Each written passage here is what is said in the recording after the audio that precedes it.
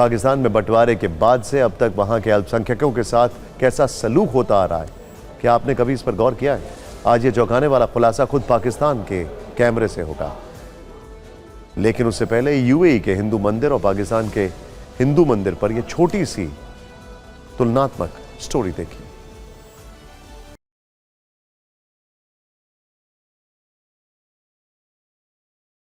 ये संयुक्त अरब अमीरात में बना पहला हिंदू मंदिर है। ये पाकिस्तान के दशकों पुराने हिंदू मंदिर की जर्जर हालत है।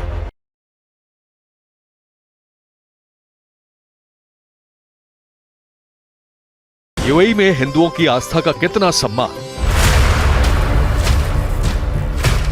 पाकिस्तान में हिंदुओं की आस्था का घोर अपमान। शरिया कानून वाले यूएई में मंदिर निर्माण के लिए जमीन दान। कट्टर पाकिस्तान में हिंदुओं के खिलाफ बाबर वाली सोच का विस्तार।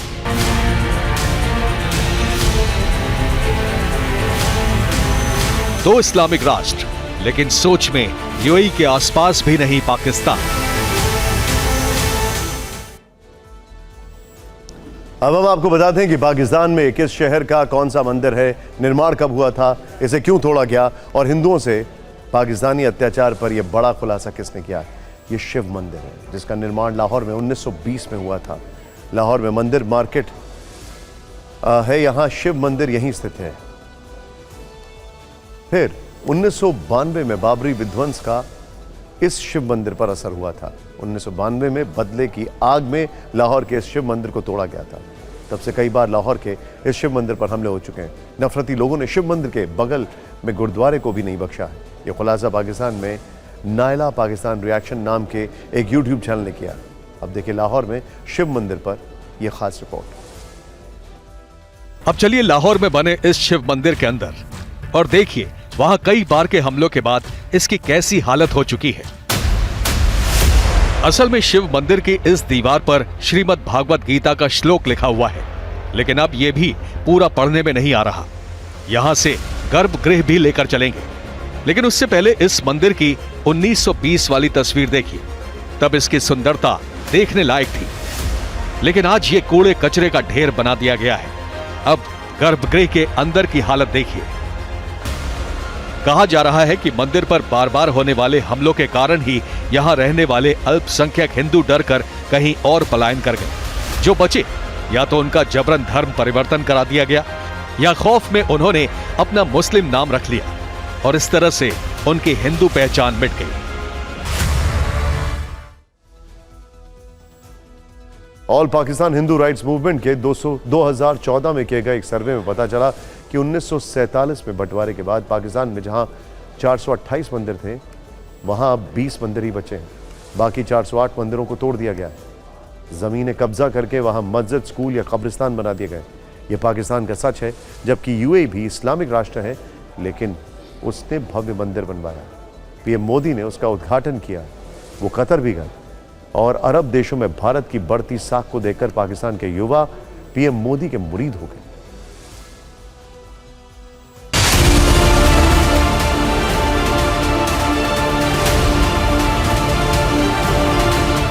पहले यूएई, फिर कतर में प्रधानमंत्री मोदी का ग्रैंड वेलकम हुआ।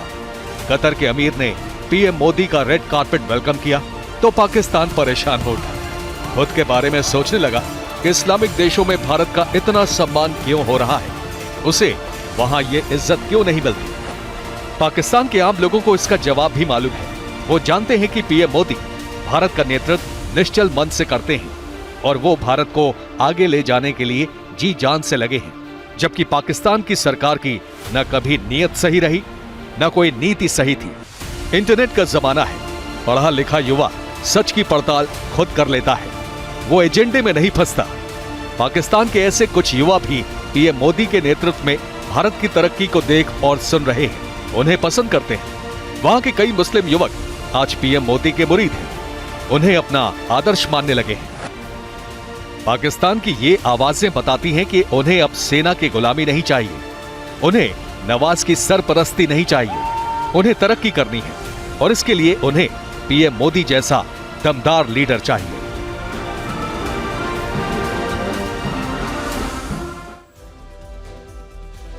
बात पाकिस्तान की हो रही है तो आपको वहां का एक अपडेट देते हैं। चुनावी नतीजों के बाद PMLN ने दावा किया कि वो PPP के साथ मिलकर गठबंधन सरकार बनाएगी, लेकिन अब इमरान की पार्टी PTI ने अपना प्रधानमंत्री उम्मीदवार घोषित कर दिया है। इमरान खान को उम्मीद है कि वो नेशनल असेंबली में बहुमत हासिल कर लेंगे। ऐसा हुआ तो ये सेना और नवाज दोनों को झटका होगा। पाकिस्तान से अब आपको लेकर चलते हैं रूस, जहां एक मौत पूरी दुनिया में चर्चा का विषय बन गई है। एलेक्सेई नेवेल्नी। रूस में एलेक्सेई नेवेल्नी पुतिन के कट्टर विरोधी थे। अल जजीरा की रिपोर्ट के मुताबिक उनसे जुड़ी बड़ी खबर यह है कि आर्कटिक की जेल में उनकी रहस्यमयी परिस्थितियों में मौत हो गई है। जेल प्रशासन ने आधिकारिक बयान में बताया है कि आज वो जब जेल में टहल रहे थे तो उनका स्वास्थ्य ठीक नहीं था।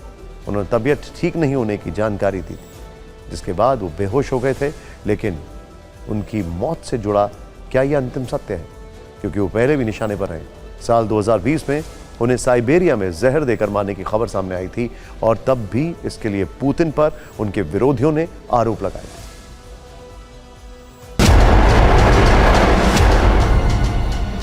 पुतिन जितना अपने अंदाज, स्टाइल और राजशाही जीवन के लिए प्रसिद्ध हैं, उतने ही अपने विरोधियों की हत्या के लिए कुख्यात हैं।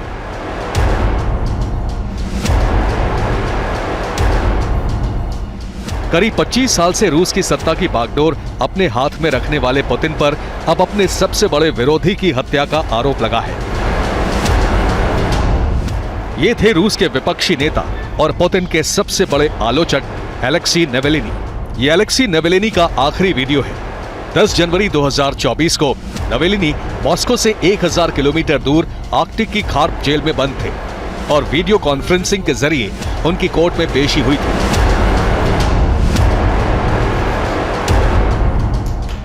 उस वक्त वो ठीक ठाक दिख रहे थे, हाथ उठाकर कोर्ट को अभिवादन कर रहे थे। उनके चेहरे पर मुस्कुराहट थी।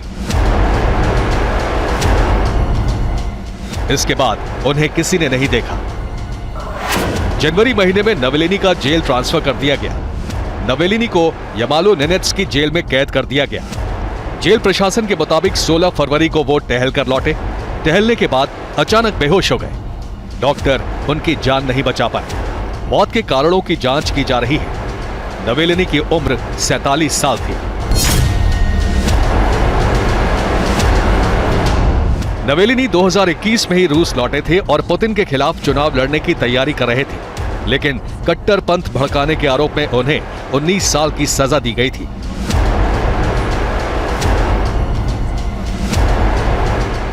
सजा काटते नेवेलिनी की अचानक मौत हो गई। क्रेमलिन ने बयान जारी करके बताया है कि पुतिन को इसकी सूचना दे दी गई है, लेकिन पुतिन का इतिहास बताता है कि उनके कई दुश्मनों को सीक्रेट तरीके से निपटाया जा चुका है। ऐसे में विश्व मीडिया नेवेलिनी की मौत को भी पुतिन की साजिश करार दे रहा है। नेवेल्नी जनवरी 2021 में रूस लौटे थे। उन्हें तुरंत 2013 के धोखाधड़ी के एक मामले में जेल भेज दिया गया था। नेवेल्नी ने इसे राजनीति से प्रेरित मामला बताया था।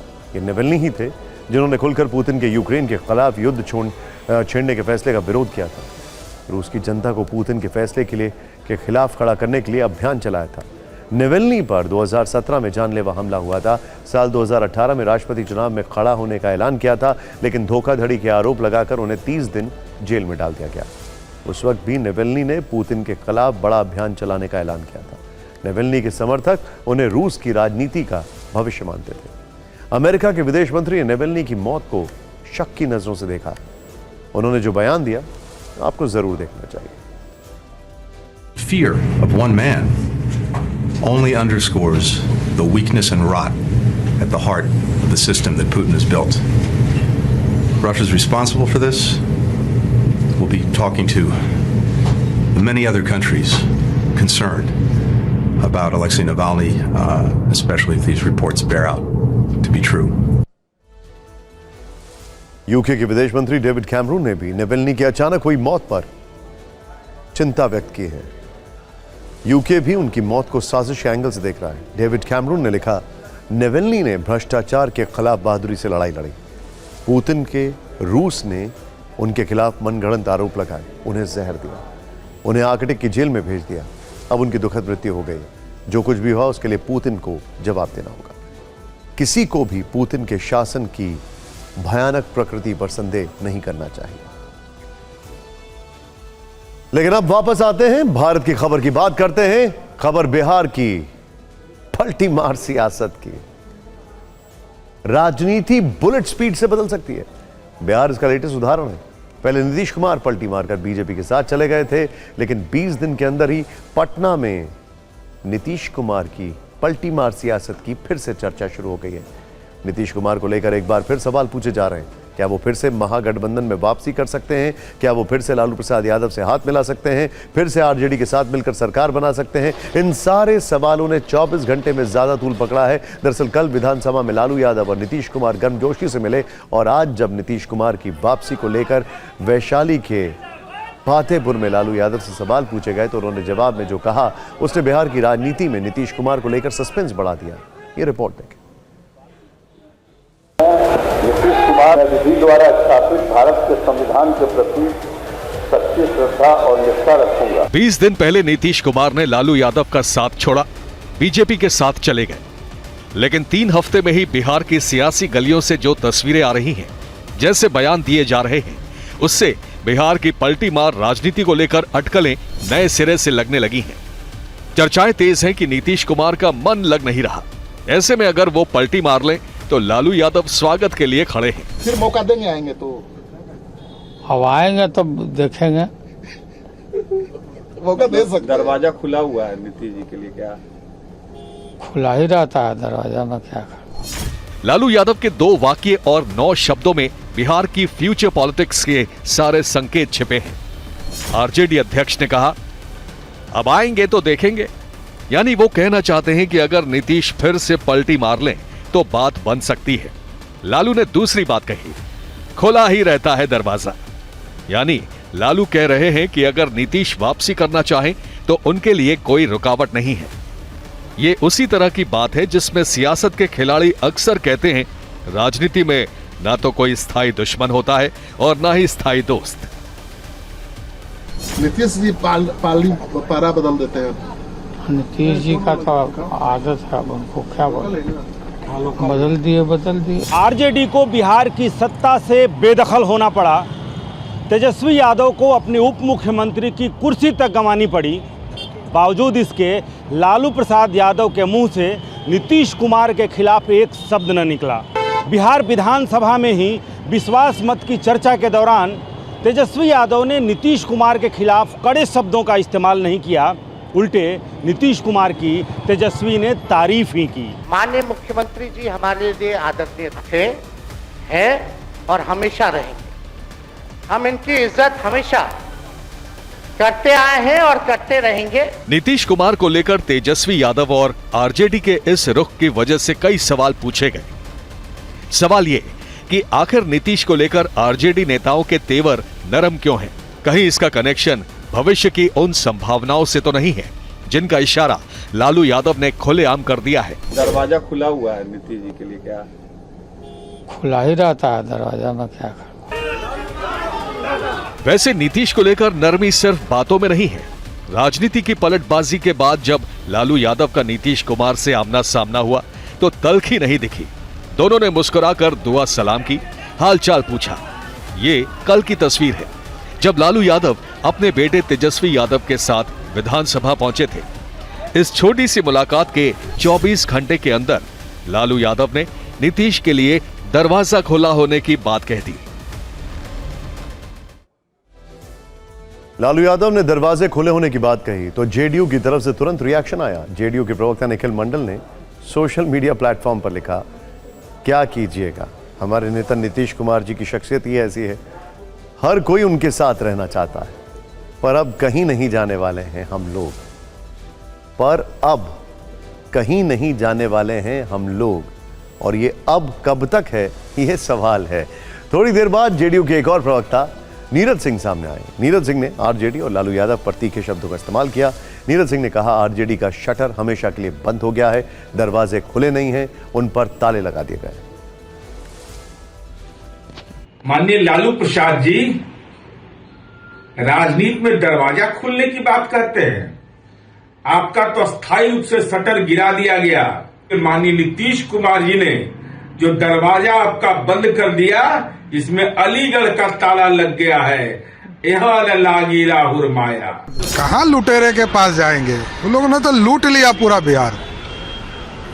एक तरफ राहुल गांधी देश को लूटने वाले और दूसरे तरफ लालू जी का परिवार जिसने बिहार लूटा। लुटेरे के साथ थोड़े अब नीतीश जी जाएंगे। कहां दरवाजे और शटर की बात कर रहे हैं? राजनीति में तो रोशनदान से भी लोग निकल जाते हैं। बात दरवाजे खोलने से शुरू हुई थी, लेकिन जिक्र नीतीश कुमार की पुरानी बातों का होने लगा। नीतीश कुमार के बार बार पलटने को लेकर सियासी गलियारों से लेकर सोशल मीडिया पर चर्चा शुरू हो गई। अध्यक्ष के पद से हटाए जाने पर सभा की सहमति हुई। सिर्फ 4 दिन पहले की बात है जब विधानसभा में विश्वास मत पर चर्चा के दौरान तेजस्वी यादव ने नीतीश कुमार के एक अलबेले रिकॉर्ड का जिक्र करके उन पर तंज कसा था। धन्यवाद देना चाहते हैं कि लगातार 9 बार उन्होंने शपथ लेकर के इतिहास रचने का काम किया और 9 बार तो लिया ही महोदय, लेकिन एक ही टर्म में 3-3 बार लिया, ऐसा अद्भुत नजारा हम लोगों ने नहीं देखा। तेजस्वी का इशारा नीतीश के बार बार पाला पलटने की तरफ था। 17 महीने साथ सरकार चलाने वाले तेजस्वी यादव भी समझ नहीं पाए कि नीतीश ने साथ क्यों छोड़ा। आप कभी इधर रहते हैं, कभी उधर रहते हैं, ये तो सब लोग जानना चाहता है, सब लोग की इच्छा। आखिर क्या ऐसा हो गया कि आपको ये निर्णय लेना पड़ा? लेकिन हैरानी की बात है कि लालू प्रसाद यादव की नीतीश कुमार से उम्मीदें अब भी बाकी हैं। इसीलिए वो तो कह रहे हैं दरवाजे खुले हैं। दरवाजा खुला हुआ है नीतीश जी के लिए। क्या खुला ही रहता है दरवाजा में, क्या कर। तेजस्वी भले ही राजनीति के नए खिलाड़ी हो, लेकिन 2 दफा नीतीश कुमार का डिप्टी रहने के बाद वो ये समझ गए हैं कि चाचा के साथ फिर काम करना पड़ सकता है। मोदी जी का गारंटी तो बहुत मजबूत वाला गारंटी है। ए मोदी जी के गारंटी वालों, क्या मोदी जी गारंटी लेंगे फिर से पलटेंगे कि नहीं पलटेंगे? जरा बता के दिखा दो, बताइए। तेजस्वी की ऐसी बातों पर नीतीश मंद मंद मुस्कुराते रहे। वैसे अब तक वो यही कह रहे हैं कि इस बार वो बीजेपी के पास पक्का मन बनाकर आए हैं, अब इधर उधर नहीं करने वाले। 1995 से जो साथ में थे, अब बीच में 2 बार इधर उधर जरूर हो गए थे, लेकिन अब कभी नहीं, फिर वहीं रहेंगे, अब इधर उधर नहीं। ये वही नीतीश हैं जो ऐसी बातें कई बार कह चुके हैं। शायद इसीलिए लालू यादव की उम्मीदें बाकी हैं और तेजस्वी यादव को भी पूरा भरोसा है कि नीतीश एक पलटी और मार सकते हैं। शायद इसीलिए जब कल लालू नीतीश से मिले तो चेहरे पर मधुर मुस्कान थी और आज दरवाजे खुले होने का संदेश मुख्यमंत्री आवास तक पहुंचा दिया गया। लालू यादव ने नीतीश के लिए दिल के दरवाजे खोले तो आज तेजस्वी यादव राहुल गांधी के सारथी के रूप में नजर आए। बिहार के सासाराम से आई राहुल गांधी और तेजस्वी यादव की जीप वाली इस तस्वीर पर आज दिन भर सियासी गलियारों में खासी चर्चा रही। तस्वीर के जरिए राहुल तेजस्वी ने कांग्रेस आरजेडी के बीच अटूट रिश्ता दिखाने की कोशिश की, साथ ही महागठबंधन के मजबूत होने की मैसेजिंग भी दी। भारत जोड़ो न्याय यात्रा के 34वें दिन जब राहुल गांधी ने बिहार में सफर शुरू किया तो तेजस्वी यादव खुली जीप में उनके साथ दिखाई दिए। तेजस्वी ने ड्राइवर सीट संभाली और राहुल गांधी बगल की सीट पर बैठे नजर आए। तेजस्वी यादव ने सोशल मीडिया अकाउंट एक्स पर इसकी तस्वीरें भी साझा की हैं। जीप ड्राइव करने से पहले तेजस्वी यादव का वीडियो भी वायरल है, जिसमें कांग्रेस नेता पूछ रहे हैं कि गाड़ी चलाएंगे। कैमरा की एक टीम चलती है उसमें। बाकी लोग कह रहे हैं कि तेजस्वी गाड़ी चलाएंगे। गाड़ी चलाने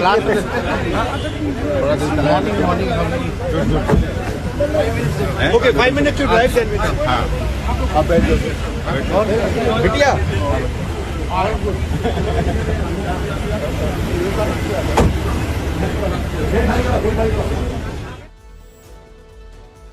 खुली जीप में एक साथ बैठकर राहुल गांधी और तेजस्वी यादव ने क्या सियासी संदेश देने की कोशिश की, आइए वो देखते हैं। बिहार में कांग्रेस और आरजेडी के गठबंधन की मजबूती का संकेत। बिहार में गठबंधन की अगुवाई लालू यादव की पार्टी आरजेडी करेगी। ड्राइविंग की सीट पर बैठकर तेजस्वी यादव ने संदेश दिया कि गठबंधन के बाकी दल एकजुट हैं। वैसे देखा जाए तो तेजस्वी ही अकेले कांग्रेस के साथ गठबंधन के सारथी बचे हैं। नीतीश कुमार और जयंत चौधरी एनडीए में जा चुके हैं। फारूक अब्दुल्ला और ममता बनर्जी अकेले चुनाव लड़ने का ऐलान कर चुके हैं। जीप यात्रा के बाद राहुल गांधी और तेजस्वी यादव ने भारत जोड़ो न्याय यात्रा को संबोधित किया। इस दौरान उन्होंने मोदी सरकार पर निशाना साधा। इसके साथ ही राहुल तेजस्वी की जीप वाली यात्रा पर कैसे दिन भर राजनीतिक बयानबाजी हुई, ये रिपोर्ट देखें। Okay, 5 minutes to drive, then we come. आप बैठ जाओ। बिटिया। कांग्रेस के कार्यकर्ता, आरजेडी के कार्यकर्ता 24 घंटा मोहब्बत की दुकान खोली। लोगों को बोलिए,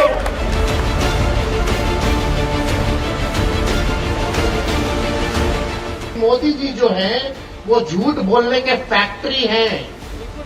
मोदी जी जो है वो झूठ बोलने के होलसेलर हैं। जनता ने भी इस पारिवारिक जीप को बाय बाय कहने का काम कर दिया है। राहुल जी पीएम बनेंगे? कोई कमी थोड़ी है, कोई कमी नहीं है। ठीक है, बचा जाओ। जी बेचारे बेरोजगार हो गए, तो अब राहुल जी के साथ न जाएंगे तो कहाँ जाएंगे? तो क्या कह रहे होंगे तेजस्वी इस तस्वीर में? मैं निकला गड्डी लेकर, लेकिन ये गड्डी बिहार की राजनीति से जुड़ी है या इंडिया अलायंस से?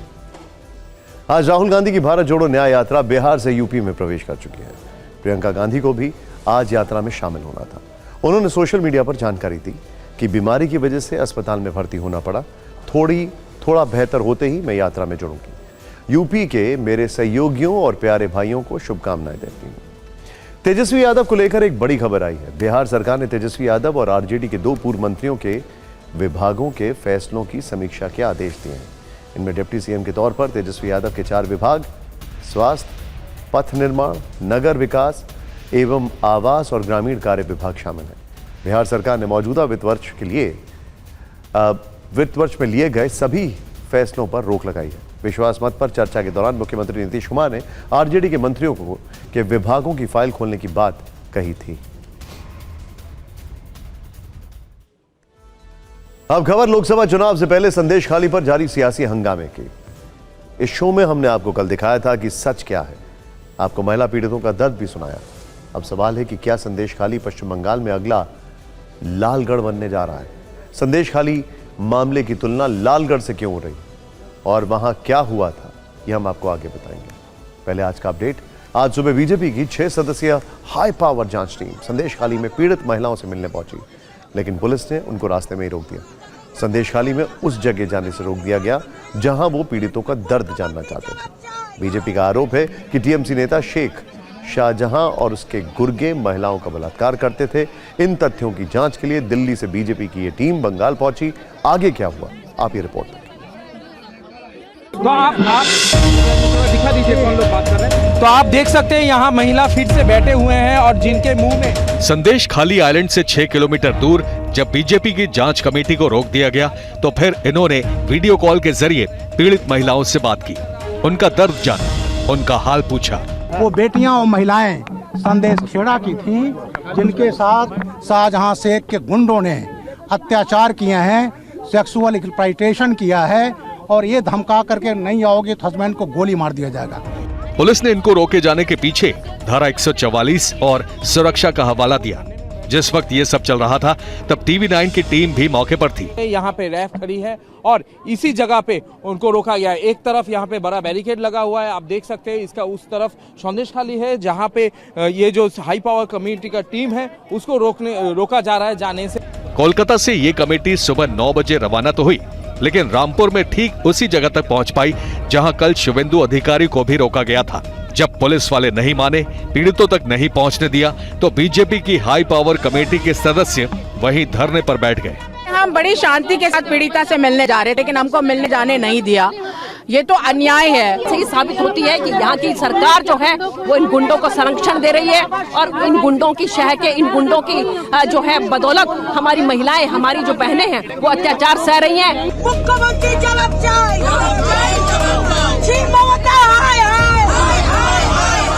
पीड़ितों से सीधे नहीं मिल पाने से नाराज बीजेपी कमेटी का ममता सरकार पर गुस्सा फूट पड़ा। ममता बनर्जी की गवर्नमेंट को हम उखाड़ फेंकेंगे और सांसद शेख जैसे जो माफिया हैं, यहाँ भी उत्तर प्रदेश में जैसे बुलडोजर चलता है, यहाँ भी वक्त आएगा और हम ये अवैध संपत्तियां जो कमा करके तालिबानी शासन चला रहे हैं उस पर भी बुलडोजर चलेगा। संदेश खाली से लौटने के बाद बीजेपी की ये हाई पावर्ड कमेटी राजभवन जाकर राज्यपाल सीवी आनंद बोस से भी मिली। अगर सब कुछ ठीक है तो फिर इस कमेटी को जाने से क्यों रोका गया? लोकसभा चुनाव में बस कुछ महीने बाकी हैं। ऐसे में कोई भी पार्टी संदेश खाली की सियासत में पीछे नहीं रहना चाहती है। इस मुद्दे पर बीजेपी आक्रामक है तो आज कांग्रेस ने भी मोर्चा खोल दिया है।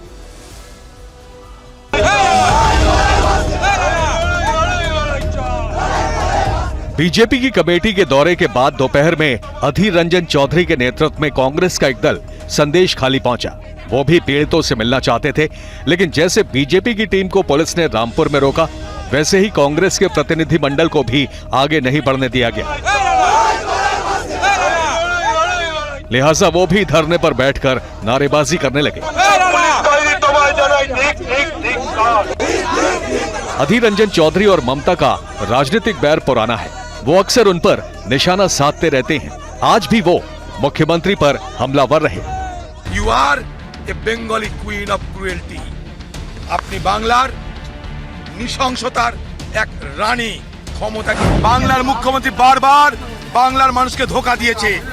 संदेश खाली के मुद्दे पर राजनीति जिस तरह से भड़की, उस पर ममता बनर्जी ने भी एक दिन पहले चुप्पी तोड़ी। विधानसभा में उन्होंने आरएसएस का नाम उछाल दिया। संदेश खाली आज के नतून नয়, ওখানে আরএসএস এর একটা ভাষা আছে। 7-8 বছর আগেও দাঙ্গা হয়েছিল ওখানে। কতগুলো দাঙ্গা স্পটের মধ্যে এটাও একটা স্পট মনে রাখবেন। सदन में ममता ने यह भी कहा कि उन्होंने अपनी जिंदगी में कभी भी अन्याय का साथ नहीं दिया। लेकिन जब टीवी 9 की टीम 4 दिन पहले संदेश खाली गई तो पीड़ितों ने क्या कहा था, एक बार फिर सुनिए। আমাদের অত্যাচারগত জমি জায়গা এখানে অত্যাচারিত হতাম দিন রাত, দিনের পর দিন, রাতের পর রাত। পার্টি অফিসে মিটিং এর নাম করে এনে বসে রাখতো। পার্টির মিটিং 12টার সময়। আমরা কাজ করেছি, আমাদের 100 দিনের টাকা পাইনি। ऐसा नहीं है कि इस मामले में कार्रवाई नहीं हो रही है। आरोपियों के खिलाफ अब तक क्या हुआ, आइए ये जान लेते हैं। टीएमसी नेता शेख शाहजहां फरार चल रहा है। सबसे ज्यादा इसी को लेकर हंगामा है। इसके अलावा बीजेपी नेता विकास सिंह, सीपीएम के पूर्व विधायक नीरापद सरदार और टीएमसी के उत्तम सरदार समेत 17 लोग गिरफ्तार किए जा चुके हैं। हालांकि उत्तम सरदार को बाद में जमानत मिल गई। इन सभी किरदारों में सबसे प्रमुख शेख शाहजहां है। आरोप है कि वो महिलाओं को रात को दफ्तर बुलाता था, अत्याचार करता था, लेकिन उसका डर ऐसा कि किसी की जुबान खोलने की हिम्मत नहीं होती थी। राशन घोटाले में ईडी के एक्शन के बाद वो करीब 1.5 महीने से फरार चल रहा है। इस बीच राष्ट्रीय अनुसूचित जाति आयोग ने संदेश खाली की घटना पर अपनी रिपोर्ट राष्ट्रपति को सौंप दी है। आयोग ने बंगाल में राष्ट्रपति शासन लगाने की सिफारिश की है। आयोग की टीम ने कल संदेश खाली का दौरा किया था। हमने आपको शुरू में बताया था कि संदेश खाली का लालगढ़ से कनेक्शन टूट रहा है। कैसे, आपको अब समझाने की कोशिश करते हैं। जरा ध्यान से देखिएगा जो फैक्ट्स हैं। लालगढ़ में 2008-2009 में सीपीएम नेता अनुज पांडे के खिलाफ जन आक्रोश भड़का। संदेश खाली में टीएमसी नेता शेख शाहजहां के खिलाफ लोगों में भारी गुस्सा है। वहां जून 2009 में ग्रामीणों ने अनुज पांडे का मकान ध्वस्त किया। यहां गुस्साई भीड़ ने शाहजहां के करीबियों के घर, फार्म हाउस फूके। इलाके में कर्फ्यू के बावजूद लोगों ने मकान ध्वस्त किया था। भीड़ ने धारा 144 की परवाह नहीं की। अनुज और करीबियों पर 2011 में नेताई नरसंहार का आरोप है। महिलाओं ने शाहजहां और करीबियों पर उत्पीड़न का आरोप लगाया। तत्कालीन मुख्यमंत्री बुद्धदेव भट्टाचार्य ने नरसंहार की नैतिक जिम्मेदारी ली। तृणमूल कांग्रेस की तरफ से शाहजहां के खिलाफ कोई एक्शन नहीं है। 2009 लोकसभा चुनाव में तृणमूल ने लेफ्ट राज की ज्यादतियों का वीडियो दिखाया। संदेश खाली में महिला उत्पीड़न का वीडियो बीजेपी राजभर में दिखाएगी। लेफ्ट का आरोप था लालगढ़ के पीछे नक्सली और तृणमूल। तो यहां ममता बनर्जी का आरोप है कि संदेश खाली के पीछे आरएसएस लेफ्ट की साजिश है। लेकिन अब खबर दिल्ली की सियासत से जुड़ी हुई। ईडी से अरविंद केजरीवाल को बार बार मिल रहे समन के बीच आज बड़ी खबर आई है। दिल्ली विधानसभा में मुख्यमंत्री अरविंद केजरीवाल ने विश्वास मत पेश किया। जिस पर कल सदन में चर्चा होगी। आम आदमी पार्टी पहले ही आरोप लगा रही है कि उसके विधायकों को खरीदने की कोशिश की गई। विश्वास मत पेश करते हुए आज एक बार फिर यही आरोप विधानसभा के अंदर अरविंद केजरीवाल ने लगाया। उन्होंने कहा, हमारे 7 विधायकों से बीजेपी ने संपर्क किया, उन विधायकों को 25-25 करोड़ का ऑफर दिया गया। दिल्ली में कई बार ऑपरेशन लोटस चला, बीजेपी ने हमारे खिलाफ झूठे केस करवाए। बीजेपी का मकसद दिल्ली में सरकार को गिराना है।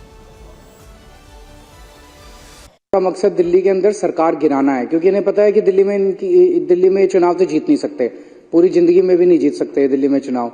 तो अब चुनाव नहीं जीत सकते तो किसी भी तरह से ये इन प्रकार सरकार गिरा के और सरकार बना लो। यहाँ पे हमारा एक भी एमएलए नहीं टूटा, हमारे सारे के सारे एमएलए आज भी हमारे साथ हैं।